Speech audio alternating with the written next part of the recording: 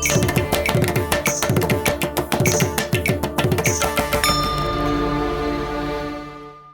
பார்வதி பதஜே அரஹர மகாதேவா. தென்னாருடைய சிவனே போற்றி, எந்நாட்டவர்க்கும் இறைவா போற்றி. மக்கள் தொலைக்காட்சி நேயர்களுக்கு வணக்கம். சிவபுரம் சிவாகம பாடசாலை எனது குருநாதரை மனதால் வணங்கி மகிழ்ந்து திருவெம்பாவை 14வது பாடலையும் விளக்கத்தையும் சிந்திப்போம். காதார் குழையாட பைம்பூன் கலனாட, கோதை குழலாட வண்டின் குழாமாட, சீதப்புணலாடி சிற்றம்பலம் மாபாடி, வேத பொருள் பாடி அப்புருளா மாபாடி, சோதி திறம்பாடி சூழ்கொன்றை தார்பாடி, ஆதி திறம்பாடி அந்தமாபாடி, பேதித்து நம்மை வளர்த்து எடுத்த பெய்வளைதன் பாத திறம்பாடி ஆடேரோ எம்பாவாய். இந்த பாடலுடைய விளக்கம் கருத்து என்னன்னு கேட்டால், காதார் குழையாட பைம்பூன் கலனாட. இந்த குளத்தில் நீராட சொல்கிறாங்க. அப்போல்லாம் ஆண்களுக்கு கடுக்கன் போட்டுக்கிற பழக்கம் உண்டு. இப்போ அது குறைஞ்சி போச்சு. இப்போ அந்த காது குத்தி குழந்தைகளுக்கு காதணி பண்ணுறதோட சரியாக போச்சு. அப்புறம் யாரும் போட்டு அவசியம் கண்டிப்பாக காதணி போட்டுக்கணும். இந்த காலத்துலேயும் போட்டுக்கிறான். ஆனால் ஒரு பக்கம் ஸ்டைலுக்காக போட்டுக்கிறான், 2 பக்கமும் போட்டுக்கணும். அவன் நீராடும் போது ஆண்களுடைய அந்த காதணி காதத்தோடுலாம் நடனம் ஆடுதான்.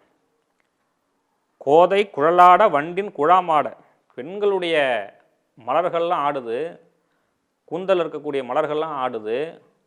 அந்த பெண்கள் குளிக்கும் பொழுது மலர் வாசனைக்கு, அந்த மலர் வாசனைக்கு வருகிற வண்டு கூட நடனம் ஆடுது அப்படிங்கிறார். சீத புனலாடி சிற்றம்பலம்மா பாடி, எல்லாரும் அந்த ஸ்நானம் பண்ணிட்டு இருக்கும்பொழுது, குளிச்சுட்டு இருக்கும்போது தில்லை சிற்றம்பலத்தினுடைய புகழை பாடின்னு இருக்காங்க. வேத பொருள் பாடி அப்புருளாமா பாடி. வேத பொருள் யாருன்னு கேட்டாக்கா சிவபெருமான். அந்த வேத பொருளாக இருக்கக்கூடியனும் சிவபெருமான் தான். அந்த மாதிரியான புகழையுடைய சிவபெருமானை பற்றி பாடிக்கிறாங்க. ஆதி திறம்பாடி அந்தமாபாடி, ஆதியும் அந்தமும் இல்லாத சிவபெருமான் பேதித்து நம்மை வளர்த்தெடுத்து பெய்வளைதன் பாதத்திறம்பாடி ஆடேலோர் எம்பாவாய். அதாவது சுவாமி தாயுமான சுவாமின்னு பேர் திருச்செருவுள்ள சுவாமிக்கு. சிவபெருமான் கையில் வளையல் அணிஞ்சுண்டு ஒரு தாயுமான சுவாமியா, ஒரு அம்மாவா அவருடைய பாத தரிசனத்தை காட்டுறாரு. நாமெல்லாம் தரிசனம் பண்ணணும். பாதத்திறம்பாடி ஆடேலோர் எம்பாவாய். அந்த பாதத்தை போய் நாமெல்லாம் தரிசனம் பண்ணணும். இது எங்கே நடக்குதுன்னா, ஸ்நானம் பண்ணுற இடத்துல நடக்குது, குளிக்கிற இடத்துல நடக்குது. நாம் அந்த மாதிரி ஸ்நானம் பண்ணணும். நம்ம அந்த மாதிரி செய்கிறோமான்னு கேட்டாக்கா கிடையாது. வீட்டில் நித்தியம், அதாவது இப்போ எல்லாருக்கும் என்ன நினச்சிட்டு இருக்கான்னா, நம்ம ஏதோ புண்ணிய க்ஷேத்திரத்தை குளிக்கும் போது தான் ரொம்ப பயபக்தியாக குளிக்கணும், மற்ற நேரத்தெல்லாம் தேவையில்லை. பயபக்தியாக குளிக்க வேண்டிய இடத்துலேயே பயபக்தியாக குளிக்கிறது கிடையாது.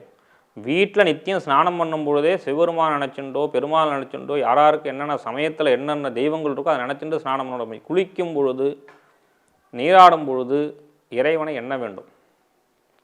வேறு எந்த விதமான சிந்தனை இருக்கக்கூடாது எல்லா விஷயத்துலையுமே. பொதுவாக புண்ணிய க்ஷேத்திரத்தில் குளிக்கும் பொழுது எதற்காக ஸ்நானம் பண்ண சொல்கிறா? முதல் விஷயம் பாபங்கள் நீங்கும் அப்படிங்கிறா. நீங்கள் சுவாமியை நேராக தரிசனம் பண்ணணும்னா போய் ஒரு குளத்தில் குளிச்சுட்டு போக சொல்கிறாங்களே, ஒரு சமுத்திரத்தில் கடலில் குளிச்சுட்டு போக சொல்கிறாங்களே, என்ன நம்மளுடைய சுத்தமாக போகிறது அப்படிங்கிறதுனா, உடல் அழுக்கு மட்டும் போகிறது பேர் சுத்தம் கிடையாது. நீங்கள் சுவாமி தரிசனம் போது உங்கள் உள்ளத்துடைய அழுக்கு நீங்கணும். உள்ளத்துடைய அழுக்கு நீங்கினா தான் சுவாமி இறைய தரிசனம் கிடைக்கும். அதுக்காக தான் இந்த மாதிரி இடத்துல நீங்கள் ஸ்நானம் பண்ணிட்டு சுவாமியை தரிசனம் பண்ணுங்கிறது பெரிய க்ஷேத்திரத்தில். அப்போ நம்மளுடைய எண்ணம் எப்படி இருக்கணும்? ஒரு பெரிய பணக்காரர் ஒருத்தர், அவர் மகாமக குளத்தில் ஸ்நானம் பண்ணுறதுக்காக போகிறார். எல்லாரும் குளிச்சுட்டு இருக்காங்க. நடந்து போயிட்டு இருக்கும்போது அவருடைய காலில் போட்டிருக்கிற செருப்பு அருந்து போயிடுது.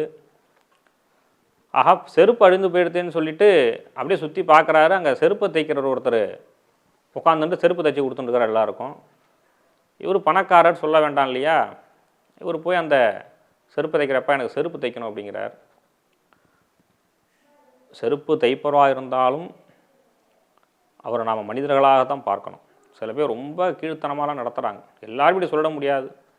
நம்மளுடைய செருப்பை நம்ம கையிலேருந்து எடுத்து அவங்க முன்னாடி வைக்கணும். இவர் அப்படி காலோட போய் நீட்டுறாரு. அவர் இருந்தாலும் செய்யும் தொழிலே தெய்வம். அந்த தொழிலுக்கு அவர் பயபக்தியாக அந்த செருப்பை வாங்கி தச்சு கொடுக்குறாரு. அவருக்கு காசு கொடுக்கறதுக்கு மனசு இல்லை. பொதுவாக நிறைய இருக்கிறவங்கள்ட்ட கொடுக்கறதுக்கு மனசு வராதும்பாங்க. எவ்வளோதுன்னு கேட்குறாரு. ஐயா நீங்கள் கொடுக்குறத கொடுங்க அப்படிங்கிறாரு. அவரும் ஒரு காலனாவை எடுத்து கொடுக்குறார். அந்த தெருப்பு தைக்கிறவர் சொல்கிறாரு, ஐயா எனக்கு ஒரு சின்ன உதவி செய்யணும் நீங்கள். நான் இங்கே வந்து ஒரு 50 வருஷமாக இருக்கேன்.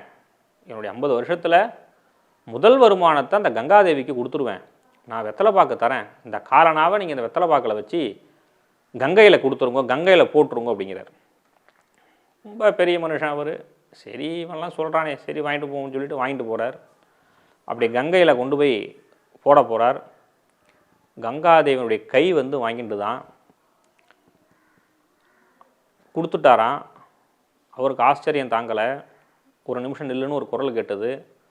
ஒரு தங்க வளையலை எடுத்து, வைர வளையலை எடுத்து, ஒரே ஒரு வளையலை அந்த பெரியவர்கிட்ட கொடுத்து, அந்த செருப்பு தைக்கிறவர்கிட்ட கொடுத்துரு அப்படின்னு சொல்லிச்சான். நம்ம யாருன்னு நம்மளை எப்படா உணரணும்னா, நாம் தனிமையாக இருக்கும் பொழுது நம்மளை பற்றி உணரலாம்.